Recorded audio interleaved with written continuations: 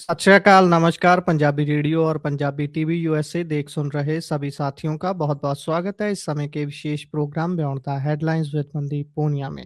Programme में senior पत्रकार मनदीप पूनिया जी का साथ होता है और देश विदेश के साथ जुड़ी हुई अहम खबरों पे चर्चा करते हैं। सबसे पहले पूनिया जी का स्वागत, बहुत बहुत स्वागत है जी। जी, शुक्रिया। सत श्री अकाल गुरप्रीत। सत श्री अकाल। रुक करे खबरों का, तो सबसे पहली खबर पर अगर हम जाएं तो भारत और बांग्लादेश के बीच का जो तनाव है वो क्रिकेट के रूप में सामने आ गया कि कैसे क्रिकेट वर्ल्ड कप जो T20 का भारत में होना है, बांग्लादेश उसमें आने से आनाकानी कर रहा है कि मेरे जो मैच हैं वो बाहर बाहर करवाए जाएं। इसी के साथ भारत के जो क्रिकेट बोर्ड है उसके ऊपर भी सवाल कई खड़े हो रहे हैं। अभी कगार यहाँ तक पहुंच गई है कि शायद बांग्लादेश T20 वर्ल्ड कप ना ही खेले। इसको कैसे देखा जाए जियोपॉलिटिकल नजरिए से भी, जैसे आप हर बार बताते हैं कि एशिया में कैसे क्रिकेट का वो सत्यानाश हो रहा है, साथ में ही देश की जो एक बात होती है उसमें भी इसको बहुत बड़े रूप से लिया जा रहा है।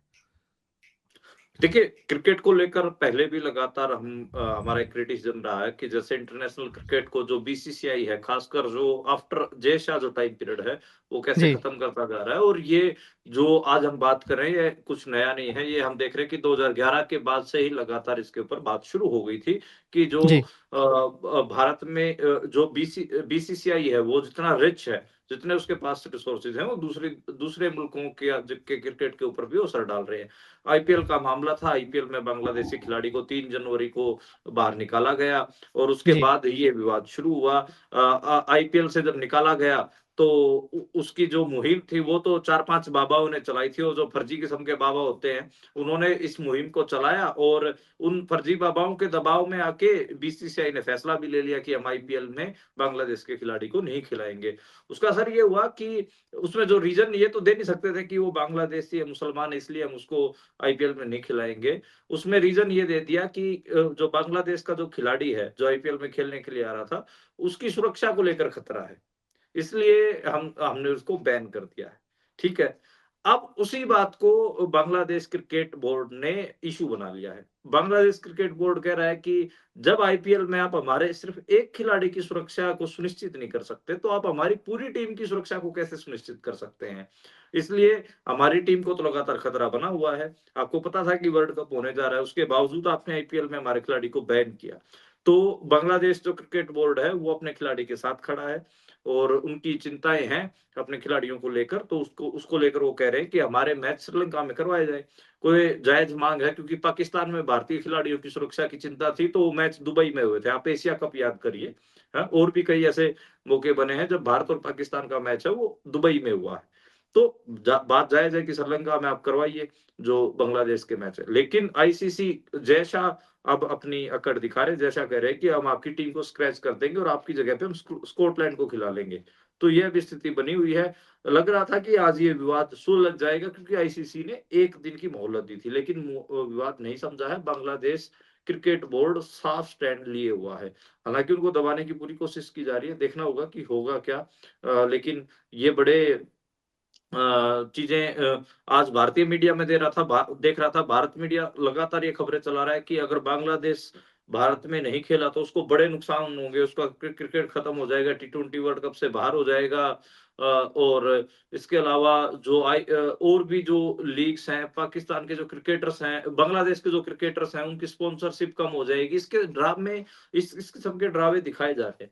मुझे लगता है कि ये काफ़ी बड़ा एक ब्लंडर था, और उसका नुकसान अब साउथ एशियन क्रिकेट को ही हो रहा है। साउथ एशिया के क्रिकेट को मैं इसलिए कह रहा हूँ, उससे पहले भारत ने जो फाने फँसाए वो पाकिस्तान क्रिकेट बोर्ड के साथ फँसा लिए, पीसीबी के साथ, फिर अब बीसीबी बांग्लादेश क्रिकेट बोर्ड के साथ फँसा लिए। श्रीलंका के साथ भी कोई मतलब ऐसे मधुर संबंध नहीं है, बहुत सारे इश्यूज़ श्रीलंका के खिलाड़ी भी उठाते ही हैं। तो साउथ एशिया में 4-5 कंट्रीज़ तो खेलती ही हैं। तो अगर इनमें ही तनाव रहेगा तो फिर मतलब आप सोचिए कि क्रिकेट वैसे ही 8-9 मुल्क खेलते हैं पूरी दुनिया में।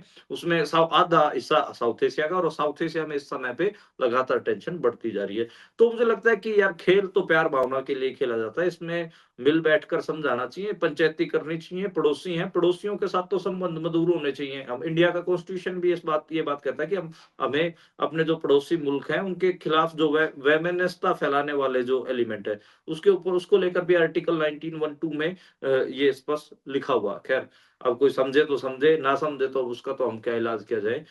जो नफ़रत की जो राजनीति है, वो साउथ एशिया को कहीं न कहीं बर्बादी की तरफ लेकर जा रही है।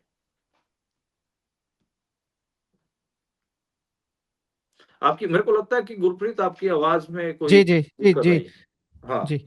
उधर अगर आगे बढ़ें तो शंकराचार्य का जो विवाद था, जब वो माघी मेले पर स्नान के लिए जा रहे थे, उसके बाद से लगातार हर रोज़ कोई न कोई उसमें अपडेट हो रही थी। दोनों तरफ से एक तरीके के एक-दूसरे के ऊपर शब्दीवार किए जा रहे थे। अभी ये मामला सॉल्व हुआ है या अभी और लटकेगा? क्योंकि जो योगी बोल रहे हैं और उनके जो डिप्टी सीएम बोल रहे हैं, उसमें बहुत ज़मीन-आसमान का अंतर है।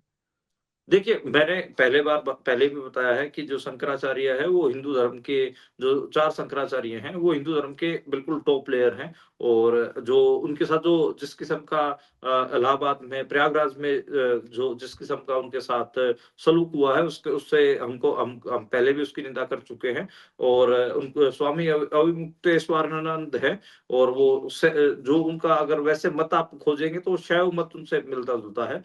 तो योगी आदित्यनाथ हैं, वो अपने आप में एक जो है कि सारा संत समाज है, वो उनके नीचे रहे, ऐसे होता नहीं है। एक रिलीजन की एक अपनी हायरार्की होती है, जो कि किसी के मुख्यमंत्री बन जाने से तय नहीं होती। वो बेसिकली जो धर्म की जो सत्ता है, धर्म की जो हायरार्की है, वो उस तरीके से तय होती है। तो शंकराचार्य तो ऊपर रहेंगे, चाहे योगी आदित्यनाथ मुख्यमंत्री क्या प्रधानमंत्री बन जाए, उससे थोड़ी ना तय होगा। योगी आदित्यनाथ खार खाते हैं इन शंकराचार्य से, इसी वजह से वो कर रहे हैं। अभी जैसे माघ का मौनी जो अमावस थी, उसका स्नान होना था, उसके बाद बसंत पंचमी का स्नान होना है।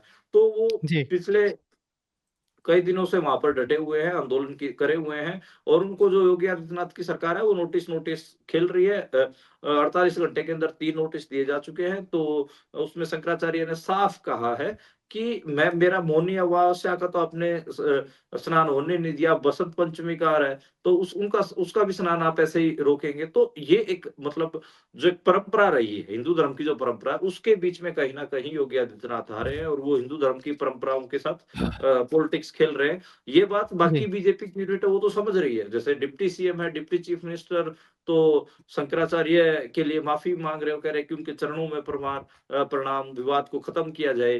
वो समझ रहे हैं, पक्की लीडरशिप समझ रही है, लेकिन योगी आदित्यनाथ कहीं न कहीं इस मामले को ज़्यादा हवा दे रहे हैं।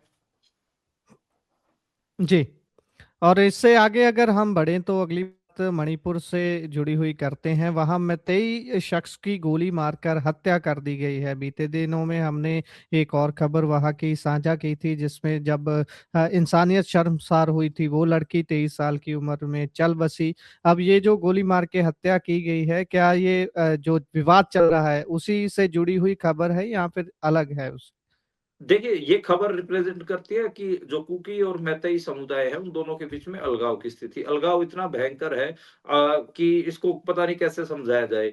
ये कहानी मतलब मुझे लगता है कि एक आगे कभी साहित्य में इसके ऊपर बड़ी कहानियाँ भी लिखे जाएँगे, नावल तक लिखा जा सकता है। एक मैतेई शख्स है, वो एक कुकी औरत से प्यार करता है और इन जी, दोनों का जो प्यार था, जो अफ़ेयर था, ये दोनों समुदाय के बीच में विवाद हुआ, उससे पहले का था और जी, इस विवाद के बीच में उनका रिश्ता आया।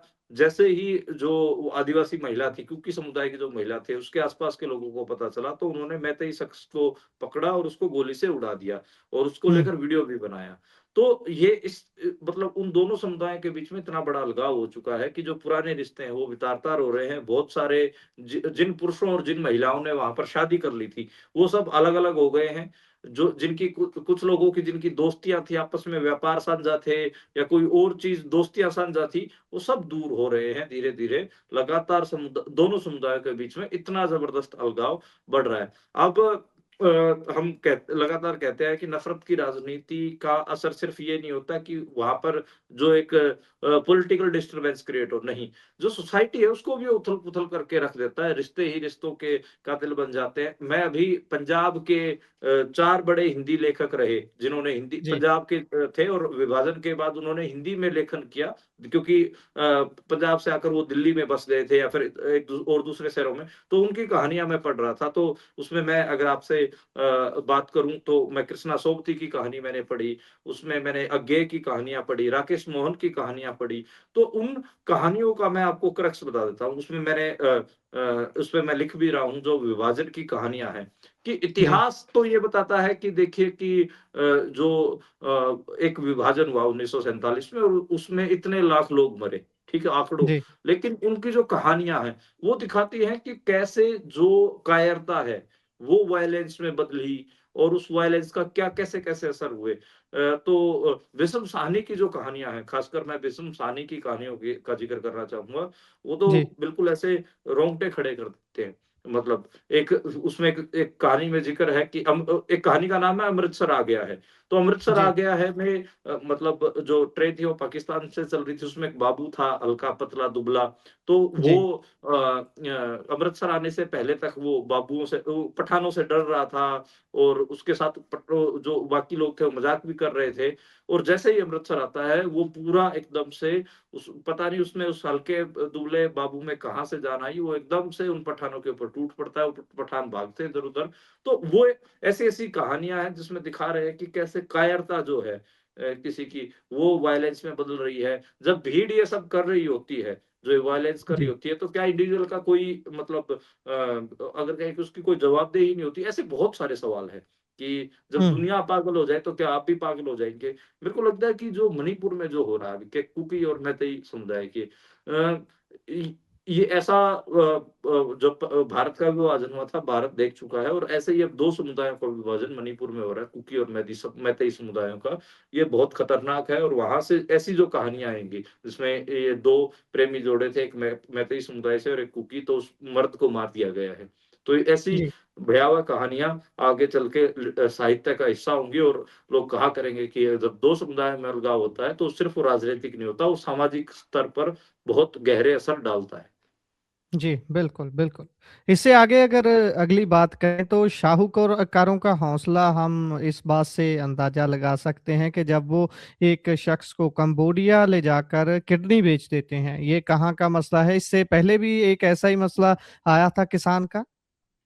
जी, ये एक मसला नहीं है गुरप्रीत, ये ऐसे जी, कई सारे मसले आए थे। हमने एक अपने बुलेटिन में इसके बारे में ज़िक्र किया था। महाराष्ट्र का वो केस था, उसमें कैसे किसान की किडनी बेच दी गई थी। सेम जी, वैसा ही मामला है, महाराष्ट्र से ही आया है और महाराष्ट्र में 1 लाख रुपए का कर्ज़ किसान ने लिया था और जी, उसको साहूकारों ने उसके ब्याज ब्याज के ऊपर ब्याज चढ़ाते हैं, जिसको चक्रवृद्धि ब्याज कहते हैं। तो वो जी, कंपाउंड इंटरेस्ट जिसको अंग्रेज़ी में बोलते हैं, वो चढ़ाते-चढ़ाते उसको 74 लाख तक ले गए। जब 74 लाख हो गए तो उसके वो बंदा था उसको किसान था उसको उठा लिया और उसको कहा कि ये तो तुम अपना शरीर का अंग दे दो, किडनी दे दो और हम तुम्हारा सारा कर्ज माफ कर देंगे। उसके बाद जो किसान था उसको कंबोडिया लेके गए, उस वहाँ की उसकी किडनी निकलवाई और वापस ले आए। जो उसके बच्चे हैं उनके ऊपर भी बहुत मतलब बुरा असर पड़ रहा है। जी, उन बच्चों को कहीं से पता चल गया कि पापा ने किडनी बेच दी है। तो वो बच्चे हैं वो ऐसे लगातार फिरते हैं अपनी माता से कि पापा ने किडनी क्यों बेची, पापा ने किडनी क्यों बेची? तो ये बड़ा अजीब उस स्थिति में है और वो अभी बहुत गंभीर निराशा से वो किसान जूझ रहा है और ऐसे कई सारे किसान उस इलाके में महाराष्ट्र के मराठवाड़ा के इलाके में देखने को मिल रहे हैं। तो ये जो किसानों के ऊपर ऐसी-ऐसी आपदाएँ आ रही हैं, बहुत खतरनाक हैं। वहाँ पे एक घटनाक्रम और मैं बताता हूँ, वहाँ पर महिला जो मज़दूर हैं, जो गन्ने की जो छिलाई करती हैं, उनकी बच्चादानी निकलवाने वाले केस भी आए थे ताकि उनको माहवारी ना हो। माहवारी आप समझते मतलब जो पीरियड्स ना आए, तो माहवारी की समस्या से समस्या कह रहा हूँ सॉरी माफ़ी चाहूँगा मैं। मतलब जी, माहवारी के कारण महिलाओं के जो दिन खराब होते हैं, महिला मज़दूरों के वो दिन खराब ना हों वो दिन इस्तेमाल कर सकें, जो गन्ने के मिल मालिक थे, उन्होंने उन महिलाओं की बच्चादानी निकलवा दी। तो आप सोच के जी। देखिए कि कितनी क्रूरता भरे काम महाराष्ट्र में किसानों और मज़दूरों के साथ हो रहे हैं। ये ऐसी कहानियाँ हैं जिनको कई बार पढ़ते हैं तो हमारे भी रोंगटे खड़े हो जाते हैं और अब इस किसान के ऊपर क्या बीत रही होगी मेरे को तो बिल्कुल ऐसे इसकी बात कर रहे हैं तभी भी मेरे को बहुत ऐसे अजीब लग रहा है, डर लग रहा है। जी, बिल्कुल। इससे आगे अगर बढ़ें तो बात राहुल गांधी की करते हैं। राहुल गांधी सर पर गमछा बाँधकर मनरेगा पर बात कर रहे हैं, जो वीबी जी राम जी बना दिया है। हाँ जी, जिसको जी राम जी बनाया गया है मनरेगा, उसको लेकर आज कांग्रेस ने मनरेगा बचाओ कन्वेंशन की थी और नेशनल कन्वेंशन थी। उसमें देश भर से जी, मनरेगा मज़दूर आए थे। उसके में मंच साझा किया था मल्लिकार्जुन खड़गे, कांग्रेस के अध्यक्ष, और राहुल गांधी ने। मज़दूरों ने उनके गमछा बाँधा और कुदाल उनको भेंट की। ख़ैर वो अ, उन्होंने मतलब मनरेगा के ऊपर बारे में बात की और यही कहा कि जो ये मौके की हुकूमत है, ये सिर्फ़ पूँजीपतियों को ही फ़ायदा पहुँचा रही है। पहले किसानों को मारने के लिए भी ये 3 काले कानून लेकर आई थी, लेकिन किसानों ने लड़ाई लड़ी और वो वापस लेने पड़े। और उन्होंने कहा कि अडानी, अंबानी पर ही निर्भर है और ये चाहती है कि जो गरीब लोग हैं, वो भी उनके गुलाम हो जाएँ। ये बात आज राहुल गांधी और मल्लिकार्जुन खड़गे ने कही है। कांग्रेस मनरेगा को लेकर मोमेंटम बिल्ड करने की कोशिश कर रही है, लेकिन मैं अगर एक आलोचनात्मक, एक सही दृष्टि से एक बात रखूं, तो वो मोमेंटम बिल्ड नहीं कर पा रही है। मनरेगा की जो लड़ाई है वो कमजोर पड़ती जा रही है। आंदोलन जितना बड़ा होना चाहिए था मुल्क से, उतना बड़ा नहीं हो पा रहा है। और मुझे जी। लगता है कहीं ना कहीं जो कांग्रेस की भी कमजोरियां हैं, कांग्रेस के पास उस हिसाब का संगठन भी नहीं है और उनको सच में ये वो आंदोलन करना भी भूल गए। रूलिंग क्लास का हिस्सा रहे हैं। अपने को पता है कि 50-60 साल सत्ता भोगी है, तो उनको कहाँ से पता होगा कि आंदोलन कैसे होते हैं। तो मनरेगा का आंदोलन कमजोर पड़ रहा है। खैर, ये नेशनल कन्वेंशन थी, देखते देखते हैं कि आगे मनरेगा को बचाने के लिए कांग्रेस क्या करती है।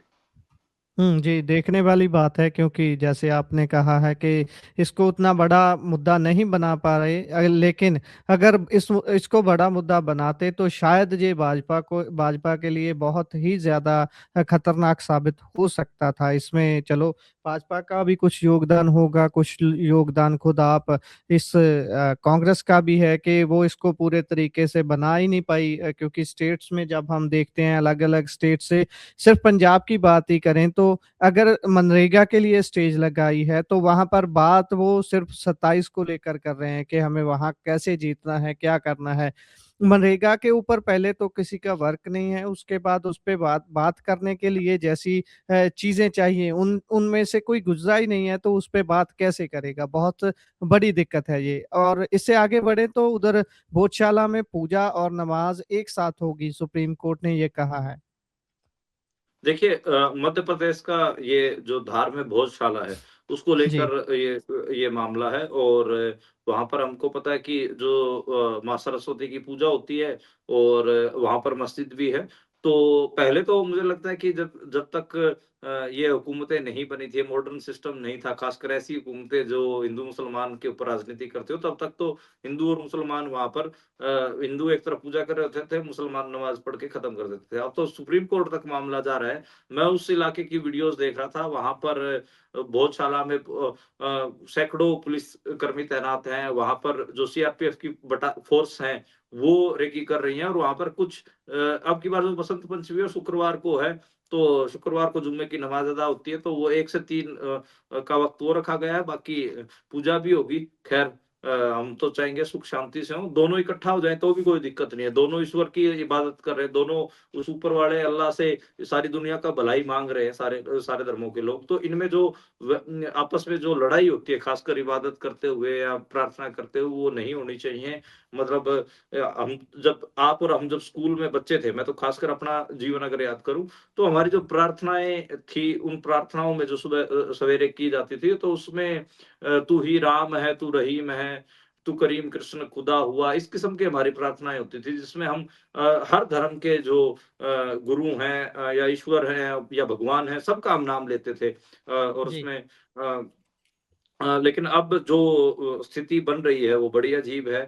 इबादत गाहों के ऊपर भी लड़ाई हो रही है, प्रार्थना स्थलों पर लड़ाई हो रही है और आपस में समुदाय लड़ रहे हैं। ये कोई अच्छी स्थिति नहीं है, अच्छी स्थिति वही है कि सब एक जगह बैठ के भाई जिस ईश्वर को, अल्लाह को तू मानता है उसकी तू इबादत कर, जिसको हम मानते हैं हम इबादत करें, तो ऐसी स्थिति होनी चाहिए।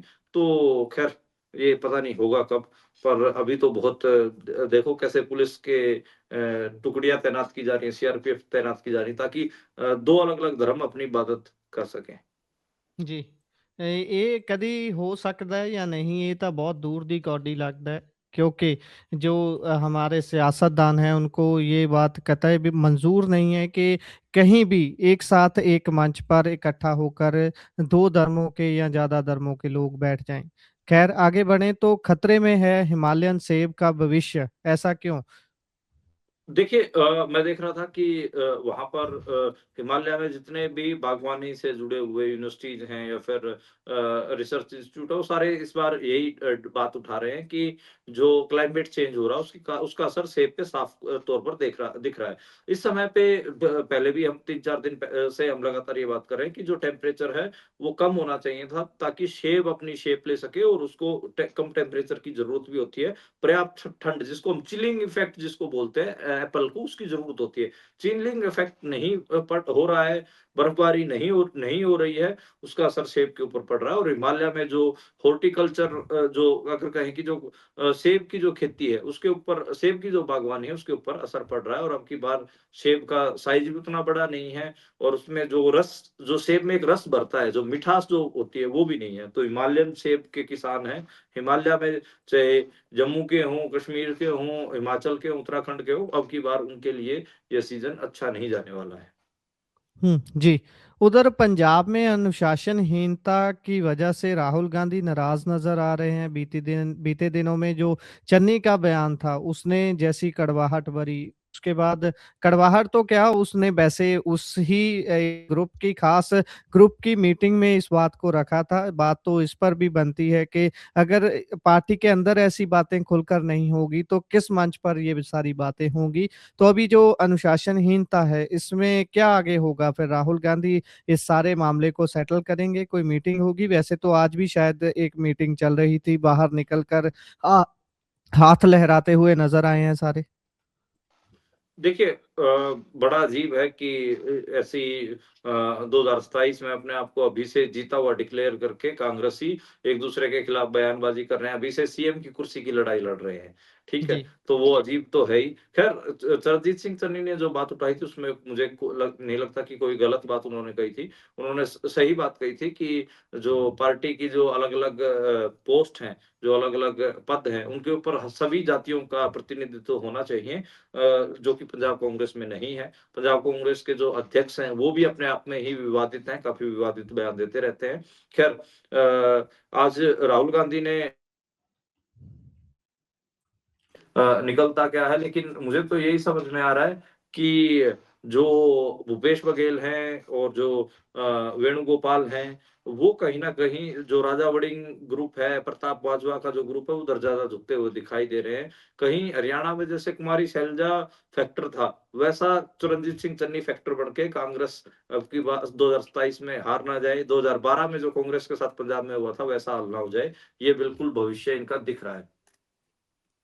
जी। उधर चंडीगढ़ मेयर चुनाव में हम कुछ दिन पहले ही बात कर रहे थे कि कांग्रेस और आप एक बार दोबारा से पास-पास आ रहे हैं। अभी आज खबर चर्चा में है कि अभी दोबारा से दूर-दूर जा रहे हैं।